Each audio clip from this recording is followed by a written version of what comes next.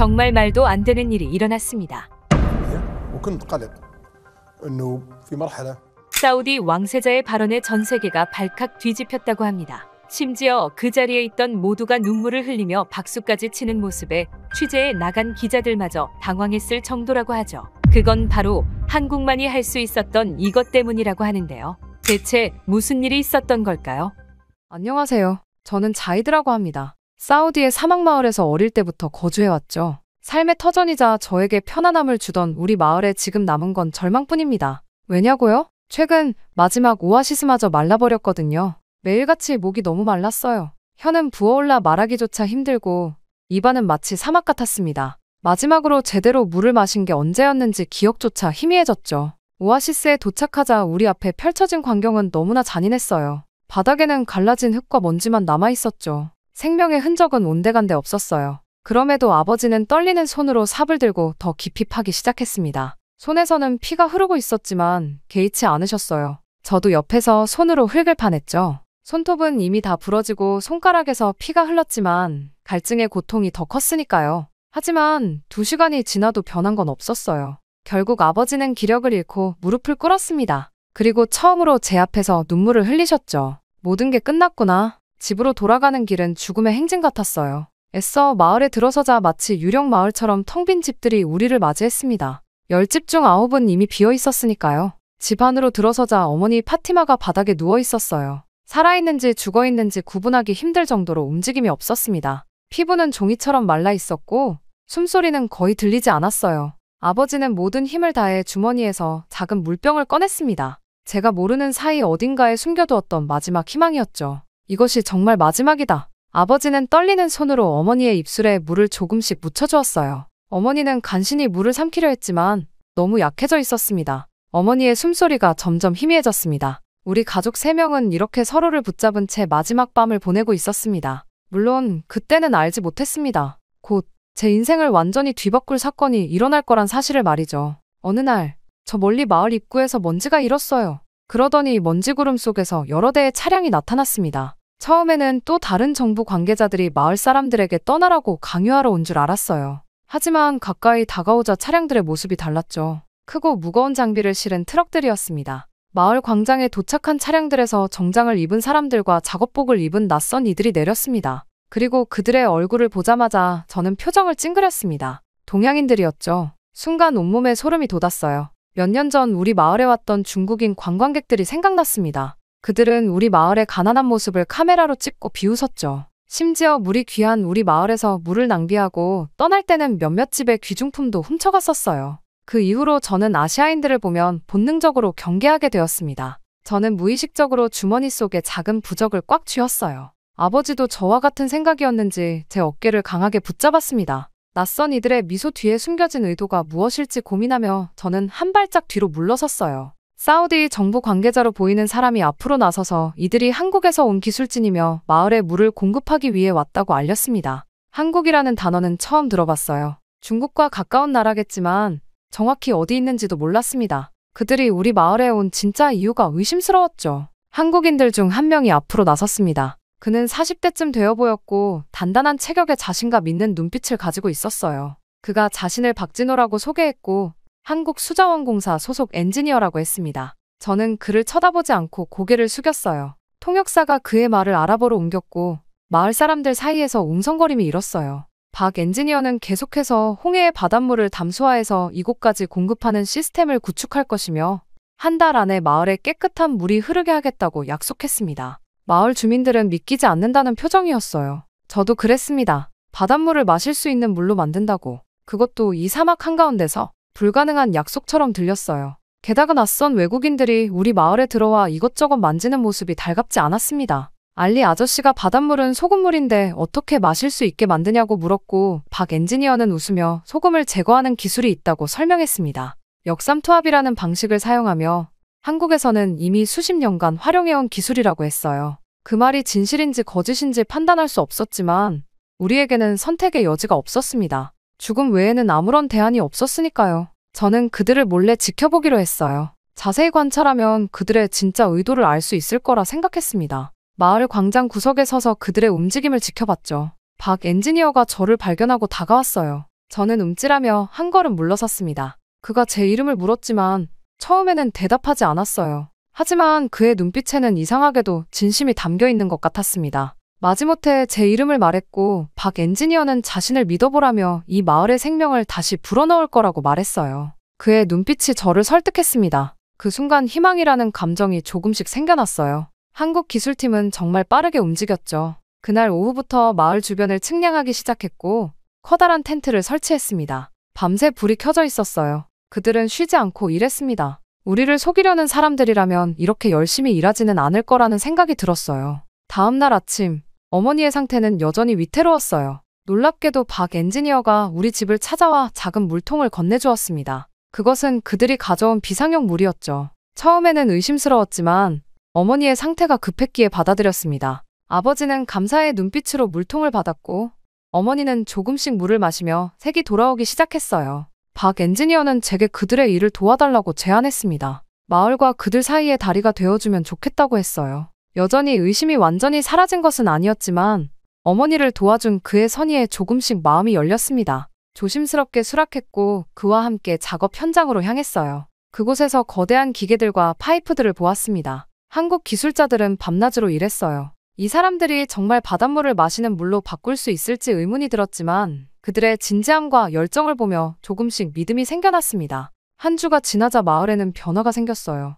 떠났던 사람들 중 일부가 소문을 듣고 돌아오기 시작했죠. 저도 조금씩 박 엔지니어와 한국 기술진들에 대한 경계심을 내려놓기 시작했습니다. 그들은 이전에 만났던 아시아인들과는 달랐어요. 죽어가던 마을이 다시 숨을 쉬기 시작했고 저는 박 엔지니어를 통해 처음으로 한국이라는 나라에 대해 알게 되었습니다. 그들이 가져온 희망의 씨앗이 우리 마을에 그리고 제 마음속에 조금씩 뿌리내리기 시작했죠. 그들이 가져온 희망의 씨앗은 곧 마을 전체에 퍼져나갔어요. 한국 기술진의 본격적인 작업이 시작된 것입니다. 더 많은 거대한 장비들이 도착한 날, 마을 전체가 구경하러 나왔어요. 저도 이제는 조금 경계심을 내려놓고 박 엔지니어를 따라다니며 모든 과정을 지켜봤죠. 한국인들은 커다란 지도를 펼쳐놓고 홍해에서부터 우리 마을까지 이어지는 선을 굵게 그었습니다. 무려 80km에 달하는 거리였어요. 이곳에 역삼투압 정수 플랜트를 설치하고 이 라인을 따라 파이프를 묻을 겁니다. 박 엔지니어의 설명을 들으며 제 눈이 커졌어요. 홍해의 바닷물을 정수해서 이곳까지 보낸다니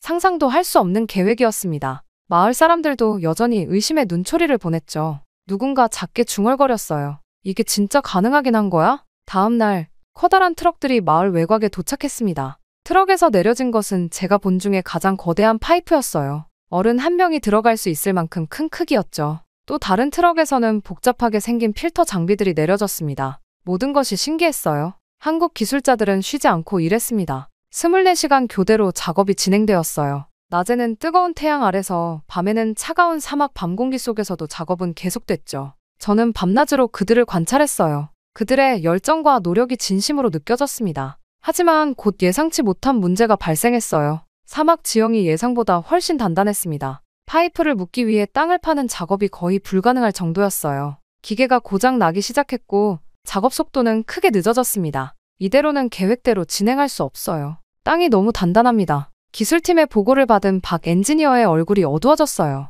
하지만 곧 그는 결단력 있게 말했습니다. 더 강력한 장비를 요청하고 필요하다면 인력을 2배로 늘리겠습니다. 이 기술이 실패하면 마을은 영원히 사라질 겁니다. 그의 단호한 표정에 저도 감명받았어요. 매일 밤 기술자들은 텐트에 모여 새로운 해결책을 찾기 위해 회의했습니다. 저는 그들에게 물과 음식을 가져다주며 도왔죠. 처음에는 경계했던 마음이 점점 존경심으로 바뀌어갔어요. 일주일 후 홍해 쪽에서 대형 굴착기가 추가로 도착했습니다. 한국에서 급히 보낸 특수 장비였어요. 작업은 다시 속도를 내기 시작했죠. 저는 가끔 멀리 홍해 쪽으로 가서 공사 현장을 구경했습니다. 그곳에는 거대한 정수 플랜트가 세워지고 있었어요. 복잡한 기계들과 컴퓨터 장비들이 설치되었죠. 이게 바로 역삼투압 필터야. 바닷물에서 소금을 분리해 마실 수 있는 물로 바꿔주는 핵심 기술이지. 박 엔지니어가 설명해 주었지만 너무 복잡해서 이해하기 어려웠어요. 다만 그들이 불가능해 보이는 일에 도전하고 있다는 것은 분명했습니다.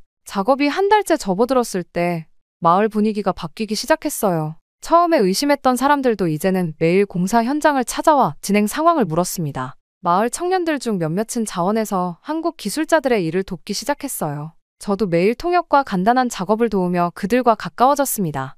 파이프라인의 절반이 완성되었을 때 마을에 작은 축하 행사가 열렸어요. 한국 기술자들과 마을 사람들이 함께 음식을 나누고 이야기를 나눴죠. 그동안의 어려움과 성과를 함께 축하하는 시간이었습니다. 처음에는 의심했지만 이제는 믿어요. 우리 마을에 정말 물이 올 것 같습니다. 알리 아저씨의 말에 많은 사람들이 고개를 끄덕였어요. 희망의 씨앗은 이제 마을 전체에 뿌리내리고 있었습니다. 그리고 저는 한국 기술자들의 헌신과 노력을 통해 새로운 세계와 가능성을 보기 시작했어요. 그리고 드디어 기다리던 그날이 왔어요. 공사가 완료되고 첫 함수와 플랜트 시험 가동이 시작되는 날이었죠. 아침부터 마을 전체가 들썩였습니다. 오랜 기다림 끝에 물을 볼 수 있다는 기대감으로 모두의 얼굴에 긴장과 설렘이 교차했어요. 마을 중앙 광장에는 커다란 파이프와 밸브가 설치되었습니다. 홍해에서부터 80km를 달려온 물의 마지막 관문이었죠. 주민들은 하나둘 모여들기 시작했어요. 어린아이부터 노인까지 마을에 남아있는 모든 사람들이 모였습니다. 오랫동안 마을을 떠났던 사람들도 이 순간을 보기 위해 돌아왔어요. 한국 기술진들은 마지막 점검을 하느라 분주했습니다. 박 엔지니어는 무전기로 홍해 쪽 정수 플랜트와 계속 연락을 주고받고 있었어요. 저는 그의 옆에 서서 모든 과정을 지켜보고 있었죠. 심장이 빠르게 뛰었어요. 자이드, 이리 와봐. 박 엔지니어가 저를 불렀습니다. 긴장한 채 그에게 다가갔어요. 그는 따뜻한 미소를 지으며 말했죠. 내가 첫 번째 밸브를 돌리는 역할을 맡아주었으면 해. 내 마을의 새로운 역사를 내 손으로 시작하는 거야. 놀랍게도 제게 그런 중요한 역할을 맡긴다는 사실에 가슴이 뛰었습니다. 두려움과 설렘이 교차했어요. 박 엔지니어는 제 어깨를 꽉 잡았죠. 그의 눈빛에는 확신이 가득했습니다.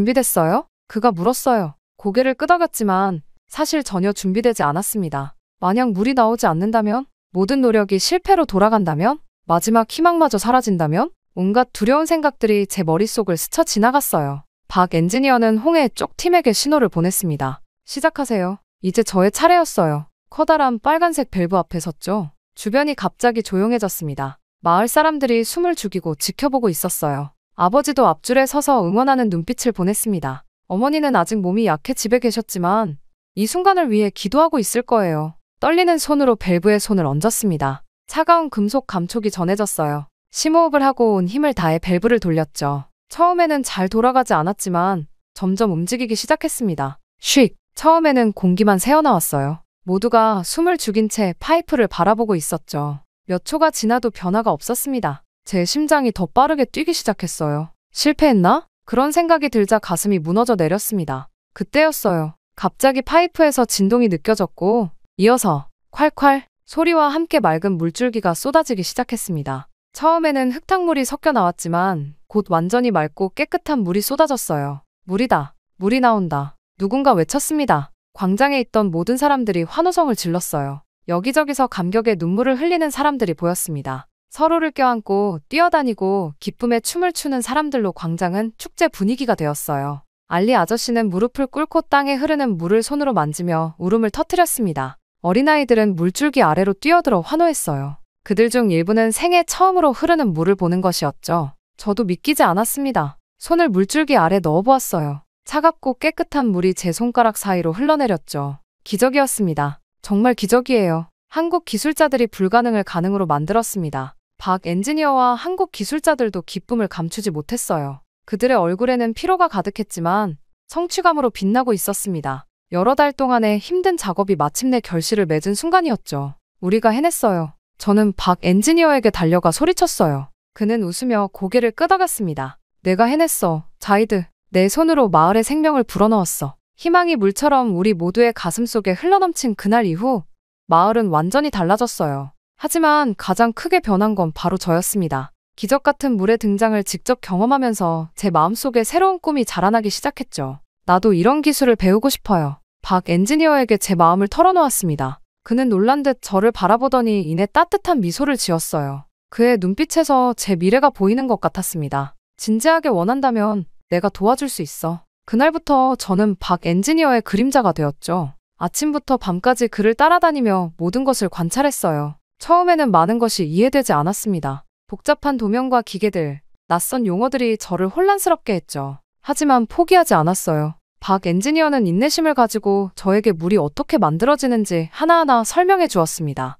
어느 날 그는 저를 홍해 옆에 지어진 거대한 담수화 플랜트로 데려갔어요. 이게 바로 우리의 심장부야. 여기서 바닷물이 마실 수 있는 물로 변하지. 플랜트 내부는 거대한 기계들과 파이프, 필터 시스템으로 가득했습니다. 박 엔지니어는 중앙 제어실로 저를 안내했어요. 수많은 컴퓨터 모니터와 제어 패널이 있었죠. 이건 마법 같아요. 제가 감탄하며 말했습니다. 박 엔지니어는 고개를 저었어요. 이건 마법이 아니라 과학이야. 자이드. 인간의 지식과 노력으로 만들어낸 기술이지. 그는 작은 모형을 꺼내 역삼투압 필터 시스템의 원리를 설명해 주었습니다. 바닷물이 특수 필터막을 통과하면서 소금과 불순물이 걸러지고 순수한 물만 남는 과정이었죠. 저는 처음으로 과학의 힘에 완전히 매료되었어요. 이 기술은 어떻게 발전시켰나요? 궁금해서 물었습니다. 박 엔지니어의 눈빛이 잠시 멀리 보는 듯했어요. 우리 한국도 옛날에는 가난했고 깨끗한 물이 부족했어. 많은 사람들이 오염된 물 때문에 병들었지. 하지만 우리는 포기하지 않고 기술을 개발했어.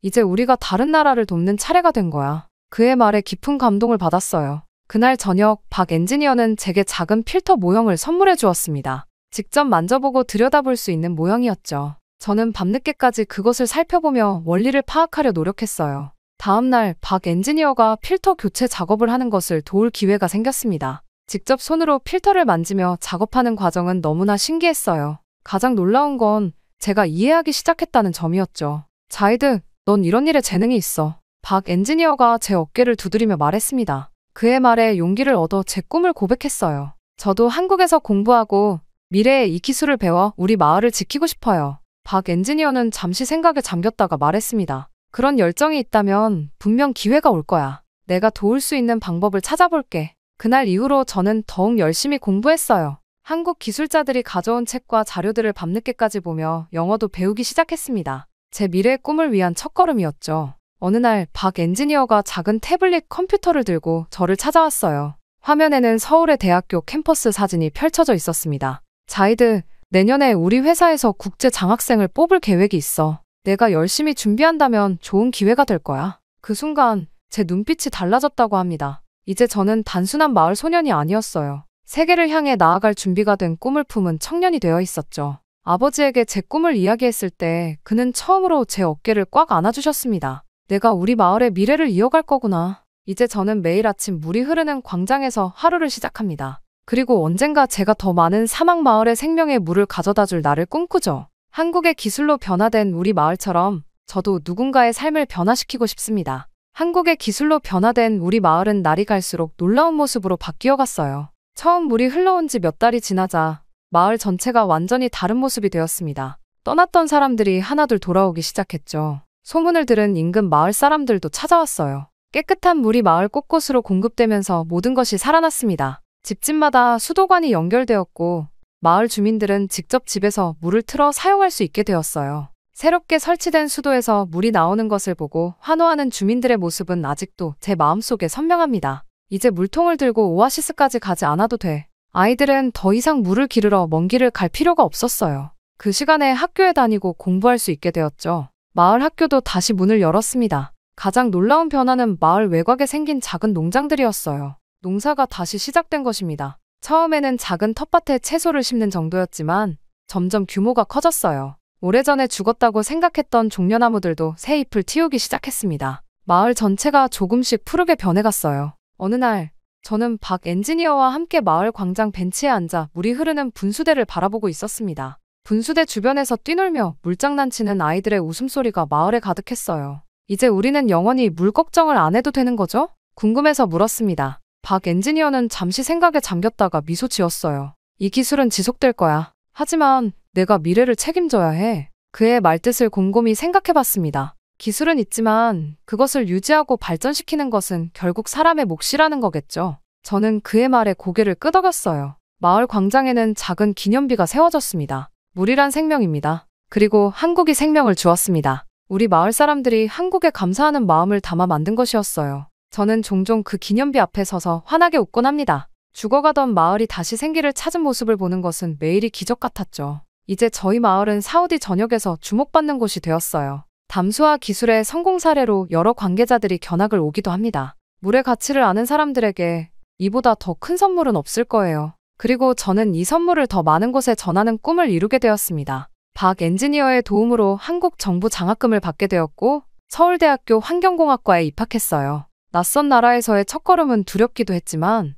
제 가슴 속에는 더 큰 꿈이 자라고 있었죠. 이후 서울에서의 5년은 제 인생을 완전히 바꿔놓았습니다. 한국어를 배우고 최첨단 물 정화 기술을 공부했어요. 밤새 실험실에서 연구하며 새로운 필터 시스템 개발에 참여하기도 했죠. 졸업할 때는 교수님들로부터 가장 열정적인 학생이라는 평가를 받았습니다. 학업을 마친 후 저는 고향으로 돌아왔어요. 사우디 정부는 저에게 놀라운 제안을 했습니다. 중동 전역에 깨끗한 물을 공급하는 대규모 프로젝트의 책임자가 되어달라는 것이었죠. 한국에서 배운 기술과 경험을 바탕으로 저는 자신 있게 그 역할을 맡았어요. 우리 마을을 시작으로 사우디 전역의 물 부족 지역의 담소화 시스템을 구축했습니다. 한국 기술자들과 사우디 기술자들이 함께 일하는 모습은 저에게 큰 자부심을 주었어요. 과거 저를 가르쳤던 박 엔지니어는 이제 제 동료가 되어 있었죠. 프로젝트가 성공적으로 진행되면서 저는 더 큰 꿈을 꾸기 시작했습니다. 어느 날 밤, 사막의 밤하늘을 바라보며 결심했어요.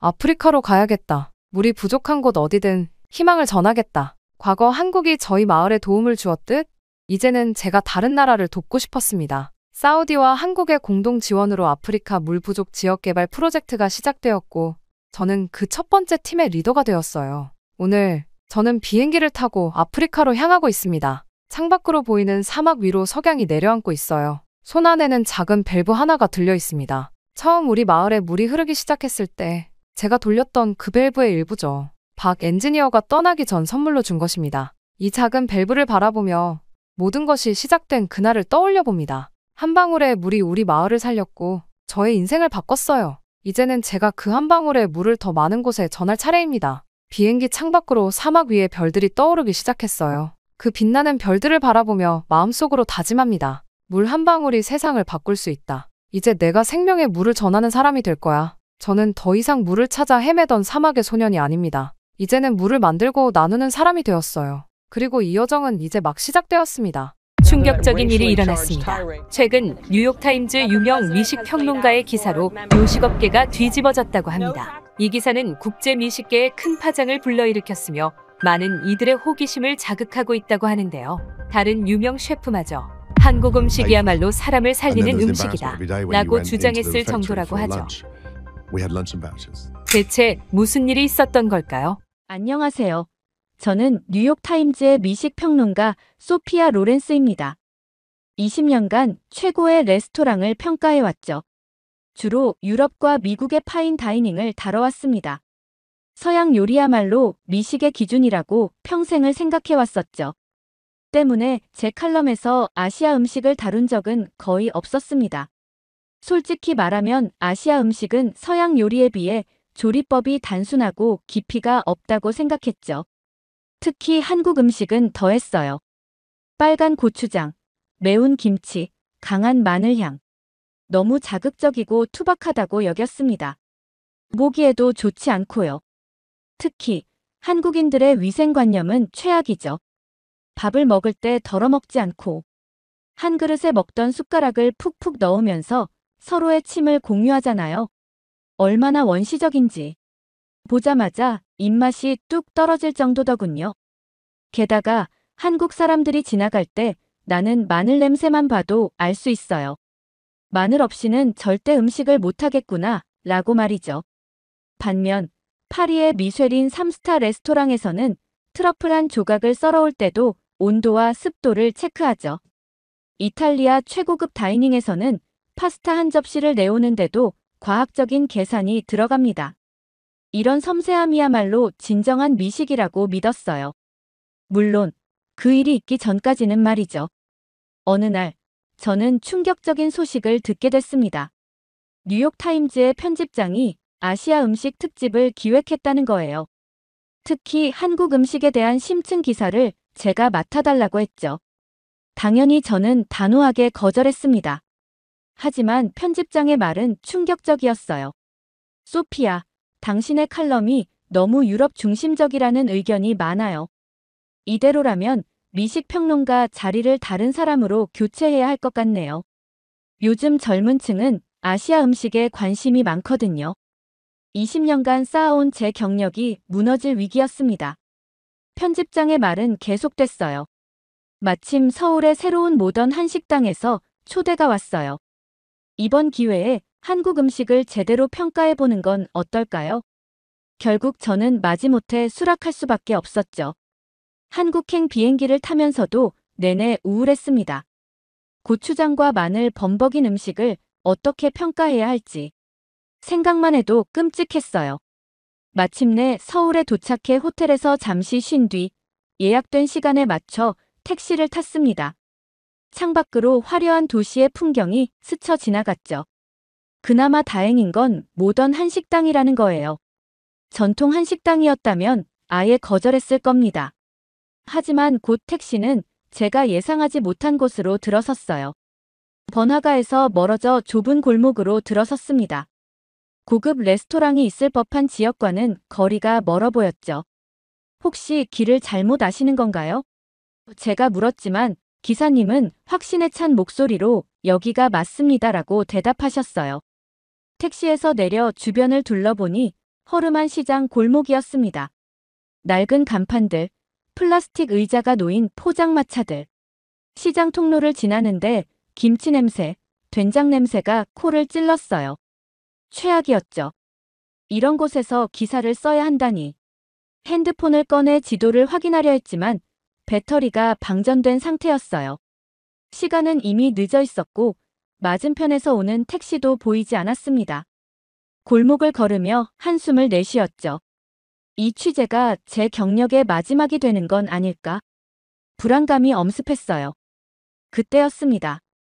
코끝을 스치는 향기가 느껴졌어요. 처음 맡아보는 것 같으면서도 묘하게 친숙한 향이었죠. 골목 끝자락에서 조그만 식당을 발견했습니다. 낡은 간판에는 박간의 식당이라고 적혀 있었어요. 최고급 레스토랑만 다니던 제가 이런 허름한 동네 식당에서 저녁을 보내야 한다니. 마지못해 문을 열었죠. 이 취재로 제 경력이 끝날 것 같았습니다. 하지만 그 순간 제가 알던 모든 미식의 기준이 흔들리는 경험이 시작될 줄은 몰랐어요. 문을 열고 들어서는 순간 당황스러웠습니다. 좁은 입구, 오래된 나무 식탁, 낡은 의자들. 제가 평소 평가하던 미쉐린 스타 레스토랑과는 완전히 다른 풍경이었어요. 벽에는 색이 바랜 달력이 걸려 있었고 천장의 형광등은 깜빡거리고 있었죠. 이런 곳에서 어떻게 기사를 써야 하나. 절망감이 밀려왔습니다. 뉴욕의 편집장은 모던 한식당을 기대하고 있을 텐데 동네 식당에 대한 리뷰를 보내면 어떤 반응을 보일까요? 자리에 앉으며 한숨이 절로 나왔어요. 그런데 갑자기 제 눈앞에 놀라운 광경이 펼쳐졌습니다. 주문도 하기 전에 테이블이 순식간에 작은 그릇들로 가득 채워지기 시작했어요. 빨간색, 초록색, 갈색. 각양각색의 반찬들이 마치 물결처럼 밀려 들어왔죠. 이게 다 무슨 음식인가요? 저도 모르게 묻고 말았습니다. 10개가 넘는 작은 그릇들, 그 안에는 제가 한 번도 보지 못한 음식들이 담겨 있었어요. 김치, 나물, 생선조림. 이름도 알 수 없는 반찬들이 테이블 위에서 형형색색 빛나고 있었습니다. 주방에서는 은은한 향기가 새어나왔어요. 된장찌개 특유의 구수한 향, 무언가를 볶는 달콤한 냄새, 은은하게 퍼지는 깊은 향신료의 향. 이상하게도 제 마음을 차분하게 만들었습니다. 이건 분명 제가 알던 레스토랑과는 달랐어요. 화려한 인테리어도 완벽한 테이블 세팅도 없었죠. 하지만 이 수많은 반찬들이 만들어내는 풍경은 왜인지 모르게 따뜻하게 느껴졌습니다. 어서 오세요. 주방에서 중년의 여성분이 나오셨어요. 박 사장님이었죠. 미쉐린 스타 레스토랑의 셰프들처럼 화려한 유니폼이나 포즈는 없었습니다. 대신 수수한 앞치마를 두르고 수줍은 미소를 짓고 계셨어요. 메뉴판을 받아들었는데 이게 무슨 일일까요? 제 손에 익숙한 가죽 바인더도 금박이 새겨진 고급 종이도 없었습니다. 그저 코팅된 일반 메뉴판이었죠. 하지만 그 안에 적힌 메뉴들이 묘하게 저의 시선을 붙잡았어요. 된장찌개, 김치찌개, 제육볶음. 모두 처음 보는 이름들이었습니다. 옆 테이블에서 풍겨오는 향기가 이상하게도 제 호기심을 자극했어요. 특히 된장찌개의 구수한 향이 자꾸만 코끝을 스치더군요. 주문을 하려는데 박 사장님이 저를 유심히 바라보셨습니다. 처음 오신 것 같은데 혹시 외국에서 오셨나요? 제가 고개를 끄덕이자 사장님의 눈빛이 달라졌어요. 그럼 제가 특별히 준비해 드릴게요. 우리 한국 음식의 진짜 맛을 보여드리고 싶네요. 순간 당황스러웠습니다. 최고급 레스토랑에서도 이런 말을 들어본 적이 없었거든요. 보통은 메뉴에 있는 것만 주문할 수 있었죠. 하지만 박 사장님의 눈빛에는 뭔가 특별한 것이 담겨 있었어요. 마치 오랜 친구를 대하듯 따뜻했달까요? 주방으로 들어가시는 박 사장님의 뒷모습을 보며 이상한 기분이 들었어요. 분명 허름한 동네 식당인데 왜 이렇게 마음이 편안해지는 걸까요? 테이블 위에 가득한 반찬들을 바라보며 생각했습니다. 이건 뭔가 다르다. 그리고 곧 제가 상상도 못했던 특별한 순간이 시작되려 하고 있었죠. 그때였습니다. 박 사장님이 제 테이블로 돌아오셨어요. 손님, 주문하시기 전에 우리 집 기본 반찬들부터 드셔보시겠어요? 그 순간 제 귀를 의심했습니다. 주문도 하기 전에 기본 반찬이라고요? 테이블을 가득 채운 이 모든 반찬들이 기본이라니. 잠시만요. 저 아직 메뉴도 보지 않았는데 이 반찬들이 전부 무료인가요? 제가 믿을 수 없다는 듯이 물었습니다. 박 사장님은 당연하다는 듯 웃으며 고개를 끄덕이셨어요. 네, 우리 집에 오신 손님들께 기본으로 드리는 거예요. 순간 미식평론가로서의 제 머리가 복잡해졌습니다. 이건 말이 안 됐어요. 이렇게 많은 요리를 무료로 제공하면 원가는, 수익성은, 인건비는 어떻게 감당하지? 비즈니스 관점에서 보면 완전히 실패할 수밖에 없는 모델이었죠. 뉴욕에서는 상상도 할 수 없는 일이었습니다. 그곳에서는 빵 하나 더 달라고 해도 추가 요금을 내야 했어요. 감자튀김 한 조각을 더 달라고 해도 $5를 추가로 내야 했죠. 심지어 물 한 잔도 유료인 곳이 대부분이었습니다. 하지만 이곳은 달랐어요. 주문한 음식도 나오기 전에 10가지가 넘는 반찬들이 무료로 제공되고 있었죠. 신선한 김치, 고소한 멸치볶음, 따뜻한 계란말이, 간이 밴 무나물. 하나하나가 정성스럽게 만들어진 요리였습니다. 사장님, 도저히 이해가 안 되는데요. 이렇게 하면 장사가 될 리가 없잖아요. 제 목소리에는 당혹감이 묻어났습니다. 이 많은 반찬을 공짜로 주시면 원가가 너무 높아질 텐데. 수익은요? 인건비는 어떻게 감당하시나요? 박 사장님은 잠시 생각에 잠기셨다가 나지막한 목소리로 말씀하셨습니다. 음식은 나누는 거예요. 손님들께 맛있는 걸 대접하는 게 중요하지, 돈을 따지는 게 우선은 아니에요. 그 말씀의 순간 할 말을 잃었습니다. 20년간 미식평론가로 일하면서 저는 항상 음식을 비즈니스의 관점에서 바라봤어요. 원가율, 수익성, 가격 대비 가치. 모든 것을 숫자로 평가했죠. 하지만 이건 제가 알던 모든 비즈니스 공식을 완전히 뒤집는 것이었습니다. 손님들이 우리 집에 와서 편하게 식사하시는 게 제일 중요해요. 돈은 그러다 보면 따라오는 거죠. 박 사장님의 말씀은 계속됐습니다. 한국에서는 이렇게 반찬을 푸짐하게 내어주는 게 당연해요. 손님을 가족처럼 대접하는 거니까요. 마치 제 생각을 읽기라도 하신 듯 박 사장님은 김치를 조금 더 떠서 제 앞에 놓으셨어요. 이것 좀 더 드셔보세요. 우리 집에서 직접 담근 거예요.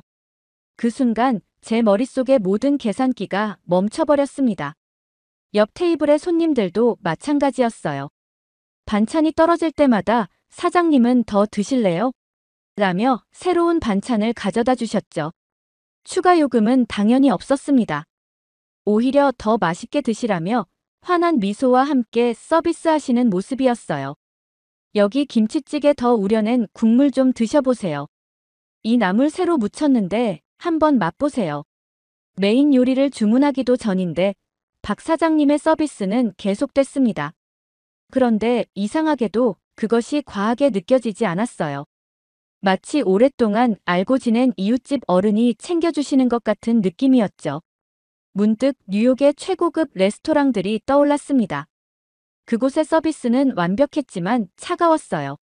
정확하지만 기계적이었죠. 모든 것이 돈과 연결되어 있었고 서비스는 곧 비용이었습니다. 하지만 이곳은 어설프지만 따뜻했어요. 서툴지만 정이 넘쳤죠. 서비스란 무엇일까? 무심코 중얼거렸습니다. 지금까지 저는 서비스가 돈을 지불하는 만큼 받는 것이라 생각했어요. 하지만 이곳에서는 그 생각이 완전히 뒤집혔습니다. 서비스는 따뜻한 마음을 전하는 것. 그게 이곳에서 배우는 첫 번째 깨달음이었죠. 박 사장님은 계속해서 정성껏 음식을 내어주셨어요. 그리고 저는 그때 처음으로 느꼈습니다. 진정한 서비스란 돈으로 살 수 없는 마음을 나누는 것이라는 걸. 그리고 이것은 제가 이 작은 식당에서 받게 될 수많은 충격 중 시작에 불과했습니다. 따뜻한 서비스에 마음이 녹아내리려는 그때였습니다. 문득 유리창 너머로 누군가의 시선이 느껴졌어요. 보니까 한 남자가 식당 앞에 서서 저를 놀란 눈으로 바라보고 있었죠. 피에르 르누아르. 서울에서 미쉐린 3스타 레스토랑을 운영하는 프랑스 셰프였습니다. 곧이어 식당 문이 거칠게 열렸어요. 차가운 바람과 함께 피에르가 들어왔죠. 저와 피에르는 전부터 알고 지낸 사이였습니다. 뉴욕과 파리의 미식계에서 여러 번 만난 적이 있었어요. 그는 완벽주의자로 유명했죠. 요리는 예술이어야 하고 플레이팅은 그림처럼 아름다워야 한다고 늘 주장했습니다. 소피아. 피에르가 걸음을 멈추고 저를 바라봤어요. 여기서 뭐 하는 거야? 내가 잘못 본 게 아니었나 보군. 당신 같은 미식 평론가가 이런 허름한 동네 식당에서 밥을 먹다니. 피에르는 제 테이블로 다가오며 코웃음을 쳤어요. 이게 뭐야? 이렇게 난잡하게 차려진 테이블을. 그의 시선이 테이블 위에 놓인 반찬들을 훑었습니다. 이런 촌스러운 음식을 어떻게 평가할 생각이야? 보세요. 이건 요리가 아니에요. 피에르가 김치가 담긴 그릇을 집어들었습니다. 이렇게 거친 조리법으로 만든 음식을 어떻게 요리라고 부를 수 있죠? 채소를 대충 썰어서 양념에 버무리기만 하면 끝이잖아요. 이런 게 요리입니까? 피에르의 말에 저는 고개를 끄덕일 수밖에 없었어요. 맞는 말이었으니까요. 한국 음식은 프랑스 요리처럼 정교한 기술도 이탈리아 요리처럼 세련된 플레이팅도 없었습니다. 모든 게 투박해 보였죠. 보세요. 이 국물 요리도. 피에르가 된장찌개를 가리켰어요. 그저 재료를 한 냄비에 다 넣고 끓이기만 한 거 아닙니까? 어떤 테크닉이 있나요?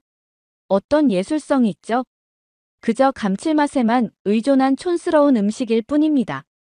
사실 저도 같은 생각이었어요. 지금까지 제가 평가해온 기준으로는 이런 음식들이 결코 높은 점수를 받을 수 없었죠. 너무 단순하고 너무 투박하고 너무 기본적이었으니까요. 피에르의 목소리가 점점 커졌어요. 이런 곳이 어떻게 레스토랑이라고 불릴 수 있죠? 최소한의 조리 기술도 없고 플레이팅이라는 건 찾아볼 수도 없고 그릇에 대충 담기만 하면 끝인가요? 그때였습니다. 조용히 주방에서 음식을 준비하시던 박 사장님이 걸어 나오셨어요. 평소의 수줍은 미소 대신 단단한 눈빛으로 피에르를 바라보셨죠. 손님. 박 사장님의 목소리는 조용했지만 단호했습니다. 음식은 사람을 위한 것이지 예술 작품이 아닙니다. 그 한마디에 피에르는 잠시 말을 잃었어요. 저 역시 마찬가지였죠. 지금까지 한 번도 생각해보지 못한 관점이었으니까요.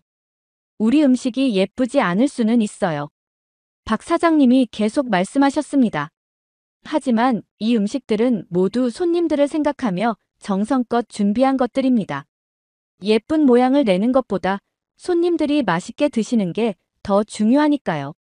피에르는 비웃듯 말했어요. 정성이요? 그게 뭐가 중요합니까? 현대의 미식은 과학이고 예술입니다. 이런 촌스러운 감성으로는 절대 세계적인 레스토랑이 될 수 없어요. 그 말을 들으며 저는 묘한 감정을 느꼈습니다. 불과 몇 시간 전만 해도 저는 피에르의 의견에 100% 동의했을 거예요. 하지만 지금은 왠지 그의 말이 공허하게 들렸습니다. 세계적인 레스토랑이 되는 게 중요할까요? 박 사장님이 부드럽게 미소 지으며 말씀하셨어요. 저는 그저 제가 할 수 있는 최선을 다해 음식을 만들고 손님들이 행복하게 드시는 모습을 보는 게 좋을 뿐입니다. 그 순간 저는 깨달았어요. 지금까지 제가 얼마나 편협한 시각으로 음식을 바라보고 있었는지를. 음식은 단순한 예술품이 아니었습니다. 그것은 사람과 사람을 이어주는 따뜻한 매개체였죠. 피에르는 여전히 뭐라고 말을 하고 있었지만 제 귀에는 들리지 않았어요. 대신 주방에서 들려오는 식재료를 손질하는 소리, 솥에서 보글보글 끓는 소리, 그리고 손님들의 정겨운 대화 소리가 음악처럼 들려왔습니다. 피에르가 떠난 후 식당은 다시 조용해졌습니다. 하지만 제 마음은 그 어느 때보다 시끄러웠어요. 눈앞의 음식들을 바라보며 깊은 생각에 잠겼죠. 지금까지 제가 평가해온 모든 기준이 흔들리는 것 같았습니다. 천천히 숟가락을 들어 된장찌개를 한 숟갈 떴어요. 피에르의 말대로 이건 분명 투박한 요리였죠. 하지만 국물에서 피어오르는 김을 바라보며 문득 다른 시선으로 보게 됐습니다. 시간을 들여 정성스레 우려낸 국물, 하나하나 손질된 재료들. 첫 숟갈을 입에 넣는 순간이었어요.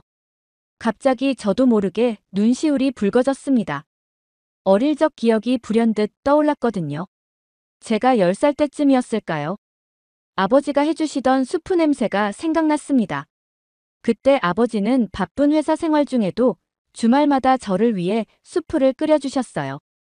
완벽한 레시피도 화려한 플레이팅도 없었죠. 하지만 그 수프는 세상에서 가장 맛있었습니다. 지금 이 된장찌개에서 느껴지는 것도 그때와 같은 마음이었어요. 이건 단순한 맛이 아니구나. 저도 모르게 중얼거렸습니다. 이 음식에는 기술 이상의 무언가가 담겨 있었어요. 오랜 시간 쌓인 경험과 누군가를 위하는 마음. 그것이 맛이 되어 우러나오고 있었죠. 천천히 반찬들을 하나씩 맛보기 시작했습니다. 김치 한 조각을 집어들었어요. 예전에는 그저 자극적인 맛이라고만 생각했던 김치가 이제는 다르게 느껴졌죠. 배추 하나하나를 정성스레 절이고 양념을 버무리고 시간을 들여 발효시키는 과정. 그 모든 순간에 사람의 손길이 담겨 있었습니다. 할머니, 이거 맛있지? 옆 테이블에서 들려온 목소리에 고개를 돌렸어요. 할머니 한 분이 어린 손주에게 반찬을 정성스레 골라주고 계셨죠. 이건 할머니가 직접 담근 거야. 우리 손주 입맛에 딱 맞지? 그 모습을 보며 가슴 한켠이 따뜻해졌습니다. 이런 게 음식의 본질이 아닐까 하는 생각이 들었어요. 최고급 레스토랑에서는 절대 볼 수 없는 광경이었죠. 하지만 이런 소소한 순간에 진정한 음식의 가치가 있는 것 같았습니다. 나물 한 점을 집어들었어요. 평소라면 너무 단순하다고 평가했을 음식인데 이제는 달랐습니다. 이 나물을 데치고 무치고 간을 맞추는 모든 과정에 누군가의 경험과 정성이 깃들어 있다는 걸 느낄 수 있었어요. 이제야 알 것 같아. 숟가락을 내려놓으며 생각했습니다. 진정한 미식이란 무엇일까요? 그건 완벽한 플레이팅도 최신 조리 기술도 아니었어요. 누군가를 위해 정성껏 준비한 음식, 그 안에 담긴 마음. 그것이야말로 진정한 미식이 아닐까요? 주방에서는 여전히 박 사장님이 바쁘게 움직이고 계셨어요. 그 모습을 보며 미소가 지어졌습니다. 이제야 이해할 수 있었어요. 이곳의 음식이 특별한 이유를. 그건 바로 사람을 위한 요리였기 때문이었죠. 테이블에 놓인 음식들을 다시 한번 둘러봤어요. 이제 이 음식들이 전혀 다르게 보였습니다. 각각의 반찬에는 저마다의 이야기가 있었고 그 이야기 속에는 늘 사람이 있었어요. 음식을 만드는 사람의 정성, 함께 나누는 사람들의 행복. 이런 게 진정한 미식이 아닐까요? 진짜 미식이란. 마지막 한 숟갈을 떠먹으며 생각했습니다. 단순한 기술이 아니라 누군가를 위한 요리. 그것이구나. 이 작은 깨달음은 제 인생을 완전히 바꿔놓을 만큼 강렬한 것이었습니다. 깊은 생각에 잠겨있던 그때 다시 한번 식당 문이 열렸습니다.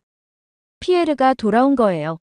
하지만 이번에는 뭔가 달랐습니다. 그의 뒤로 몇몇 사람들이 더 따라 들어왔어요. 아마도 그의 레스토랑 직원들인 것 같았죠. 여러분, 피에르가 큰 소리로 말했습니다.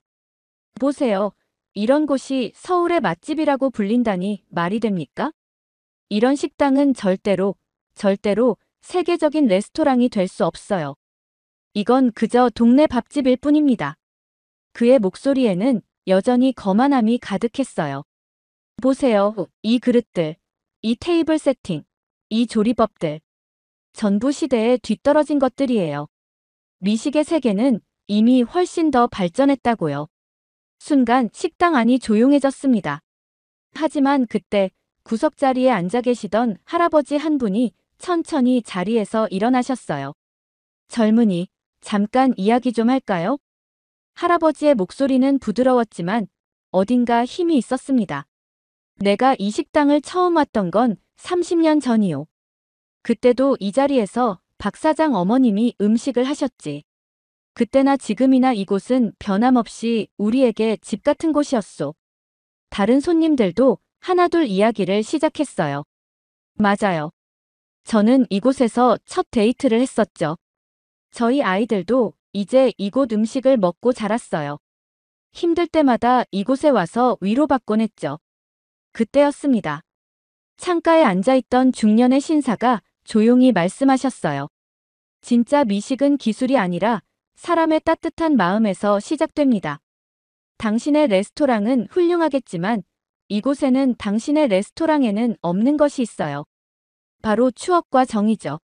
피에르의 얼굴이 붉어졌습니다. 세계적인 미쉐린 셰프인 자신의 말이 이런 평범한 손님들의 이야기에 부정당하는 상황에 그의 자존심은 완전히 무너진 듯 했어요. 그의 손이 떨리고 있었습니다. 평생 쌓아온 미식에 대한 신념이 흔들린 거겠죠. 주변을 둘러보니 모든 손님들의 얼굴에는 따뜻한 미소가 있었고 그들의 눈빛에는 이 식당에 대한 흔들림 없는 애정이 가득했어요. 그 진심 어린 눈빛들 앞에서 피에르의 거만함은 산산이 부서져 버렸습니다. 저는 그제야 보았어요. 이 작은 식당이 가진 진정한 가치를. 미쉐린 스타나 세계적인 명성은 없을지 모르지만 이곳에는 그보다 더 소중한 것이 있었죠. 사람들의 마음속에 깊이 새겨진 추억과 그리움, 그리고 따뜻함. 피에르는 고개를 푹 숙인 채 식당을 나갔어요. 화려한 셰프 복장이 무색하게 그의 어깨는 한없이 처져 있었습니다. 자신의 레스토랑에서는 결코 만들어낼 수 없는 이 특별한 가치 앞에서 그는 완전한 패배를 인정할 수밖에 없었나 봅니다. 그가 떠나자 식당은 다시 평화로운 분위기를 되찾았습니다. 오히려 방금 전의 일로 인해 손님들 사이의 유대감은 더욱 깊어진 것 같았어요. 우리 집사람이 해주던 된장찌개 맛이 나요. 한 할아버지가 옆자리 손님과 이야기를 나누셨습니다. 저는 어머니가 생각나네요. 다른 손님이 대답했죠. 식당 안은 추억과 이야기로 가득 찼어요. 그들의 대화를 들으며 저는 생각했습니다. 진정한 음식의 가치는 무엇일까? 그건 어쩌면 사람들의 마음속에 자리 잡은 따뜻한 기억, 그리고 그 기억을 함께 나누는 시간이 아닐까요? 박 사장님은 여전히 묵묵히 주방에서 음식을 만들고 계셨어요. 하지만 이제 그 모습이 전혀 다르게 보였습니다. 그곳에서는 단순한 요리가 아닌 수많은 사람들의 추억과 행복이 만들어지고 있었으니까요. 식당의 분위기가 다시 평화로워진 후 저는 마지막 숟가락을 들었습니다. 이제 이 특별한 시간도 끝나가는구나 하는 생각에 왠지 아쉬움이 밀려왔어요. 지갑을 꺼내며 계산대로 향했죠. 계산할게요. 제가 말씀드리자 박 사장님은 잠시만 기다려달라는 듯 손짓을 하셨어요. 그리고는 주방으로 들어가셨다가 작은 유리잔을 들고 나오셨습니다. 은은한 갈색 빛깔의 음료가 담겨 있었죠. 이건 우리 집에서 직접 담근 식혜예요. 서비스입니다. 박 사장님이 따뜻한 미소와 함께 말씀하셨어요. 먼 곳에서 오신 손님이니까 따뜻한 거 한 잔 드시고 가세요. 순간 제 눈시울이 뜨거워졌습니다. 뉴욕의 최고급 레스토랑에서는 상상도 할 수 없는 일이었어요. 그곳에서는 모든 것이 메뉴에 있고 모든 것에 가격이 매겨져 있었죠. 후식 하나를 더 주문하려면 최소 $10는 더 지불해야 했습니다. 하지만 이곳은 달랐어요. 계산을 하려는 손님에게 오히려 한 잔의 음료를 더 내어주시는 이런 따뜻한 마음은 제가 지금까지 경험한 어떤 고급 레스토랑에서도 느껴보지 못한 것이었습니다. 조심스럽게 식혜를 한 모금 마셨어요. 달콤하고 그윽한 맛이 입안 가득 퍼졌습니다. 이건 단순한 음료가 아니었어요. 마치 오랫동안 기다려온 손님을 위해 정성껏 준비한 선물 같았죠. 문득 제가 평가했던 수많은 레스토랑들이 떠올랐습니다. 화려한 인테리어, 값비싼 식기들, 완벽한 플레이팅. 하지만 그 어느 곳에서도 이런 감동은 없었어요. 기술적으로는 완벽했을지 몰라도 가슴을 따뜻하게 하는 순간은 없었죠. 정말 맛있네요. 제가 말씀드리자 박 사장님은 수줍게 웃으셨어요. 우리 어머님이 가르쳐 주신 방법대로 만든 거예요. 쌀을 불리는 시간부터 엿기름을 넣는 양까지 다 손맛으로 하는 거죠. 그 말씀에 또 한 번 깊은 깨달음이 찾아왔습니다. 미식이란 결국 사람을 위한 것이었어요. 완벽한 기술이나 화려한 장식이 아닌 누군가를 생각하는 마음. 그것이 진정한 미식의 본질이었던 거죠. 식혜 잔을 내려놓으며 주변을 둘러보았습니다. 낡은 식탁, 오래된 의자들. 하지만 이제 이 모든 것이 아름답게 보였어요. 이곳에는 값비싼 장식품은 없었지만 그 어떤 장식품보다 더 귀중한 것이 있었으니까요. 바로 사람을 위하는 진심이었습니다. 얼마인가요? 제가 다시 한번 물었어요. 박 사장님이 계산서를 내밀어 주셨죠. 뉴욕의 최고급 레스토랑 한 코스 가격의 10분의 1도 안 되는 금액이었습니다. 하지만 제가 이곳에서 얻은 것은 그 어떤 값비싼 코스 요리에서도 얻지 못했던 것이었어요. 지갑에서 카드를 꺼내며 생각했습니다. 미식 평론가로서 20년. 저는 줄곧 완벽한 기술과 정교한 플레이팅을 찾아다녔어요. 하지만 진정한 미식은 그런 게 아니었습니다. 그것은 바로 사람을 위한 따뜻한 마음이었어요. 계산을 마치고 자리에서 일어났습니다. 이제 이곳을 떠나야 하는데 마치 오랫동안 알고 지낸 이웃집을 떠나는 것 같은 아쉬움이 밀려왔어요. 그동안 제가 얼마나 많은 것을 놓치고 있었는지 이제야 깨달을 수 있었습니다. 뉴욕으로 돌아오는 비행기 안에서 저는 밤새 글을 썼습니다. 평소의 리뷰와는 완전히 다른 글이었어요. 화려한 미식 용어도 전문적인 평가 기준도 없었죠. 그저 제가 경험한 그 특별했던 순간들을 진심을 담아 써내려갔습니다. 미쉐린 스타가 놓치고 있는 것. 이 제목을 쓰면서 제 손이 떨렸어요. 20년 동안 미식의 최고 기준이라 여겼던 미쉐린 가이드에 대한 도전이었으니까요. 하지만 이제는 알았습니다. 우리가 진정으로 찾아야 할 것이 무엇인지를. 기사는 다음 날 아침 뉴욕타임즈에 실렸어요. 편집장은 처음에 난색을 표했지만 제 글을 읽고는 생각을 바꿨다고 합니다. 이건 단순한 음식 평론이 아니라 우리가 잊고 있던 무언가를 일깨우는 글이군요. 라고 말씀하셨죠. 반응은 폭발적이었습니다. SNS에서는 제 기사가 폭발적으로 공유되기 시작했어요. 이것이 진정한 미식이다. 우리가 잃어버린 것을 찾았다. 전 세계의 독자들이 자신들의 추억이 담긴 음식 이야기를 댓글로 달기 시작했습니다.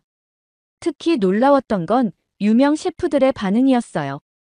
미쉐린 3스타 레스토랑의 셰프들이 하나둘 자신들의 요리 철학을 되돌아본다는 글을 올리기 시작했죠. 우리는 너무 기술에만 집중한 것은 아닐까? 음식의 본질을 잊고 있었던 건 아닐까? 한국의 음식 문화가 세계적인 주목을 받기 시작했습니다. 단순히 김치나 비빔밥 같은 음식 자체가 아니라 그 안에 담긴 정신, 사람을 위하는 마음, 나눔의 철학, 정성과 배려. 이런 가치들이 재조명되기 시작했어요. 세계적인 미식 잡지들이 앞다투어 한국의 소박한 식당들을 취재하기 시작했습니다. 골목골목의 작은 식당들, 시장 안의 오래된 가게들. 화려하지 않지만 진심이 담긴 그곳들이 새로운 미식 여행의 목적지가 되었죠. 제 책상 위에는 박 사장님이 주신 식혜가 놓여 있습니다. 한국에서 떠나기 전 사장님께서 작은 병에 담아주신 거예요. 가끔 그리울 때 드세요라는 말씀과 함께 매일 저녁 저는 그 식혜를 한 모금씩 마십니다. 달콤한 식혜를 마시며 생각해요. 진정한 미식이란 무엇일까? 그건 완벽한 플레이팅도, 값비싼 식기도, 화려한 인테리어도 아니었습니다. 누군가를 위해 정성껏 준비한 음식, 그 안에 담긴 따뜻한 마음. 그것이야말로 진정한 미식의 시작이었죠. 오늘도 저는 식혜를 한 모금 마시며 미소 짓습니다. 창밖으로 보이는 뉴욕의 화려한 야경과는 달리 제 마음속에는 작은 골목 어귀의 소박한 식당이 더 선명하게 남아있어요. 이제 저는 알게 되었습니다. 진정한 미식은 따뜻한 마음에서 시작된다는 것을. 그리고 그 따뜻함이야말로 우리가 음식을 통해 찾아야 할 가장 소중한 가치라는 것을 말이에요. 매일 밤 식혜 한 모금에 담긴 그 마음으로 저는 새로운 여정을 시작합니다.